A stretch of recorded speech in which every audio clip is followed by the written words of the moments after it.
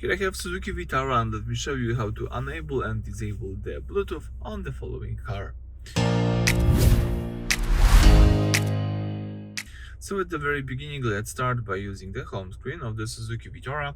Here let's find and select the settings, and under list of settings you've got access here to the left menu, and from the left menu let's find here and select the phone icon in order to open the connected device settings.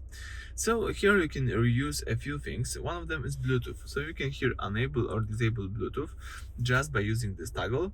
If you disable the Bluetooth, you won't be able to open the Bluetooth settings, of course, but if you enable the Bluetooth, you will have access to Bluetooth settings, and here, for example, you can search for from phone. You can use the auto connection if you would like to. You can change the device name in Bluetooth list, and you can here also use the phone settings here in order, for example, to auto download of phone book and call history, sort order of phone book, notify incoming text messages, and edit reply text messages.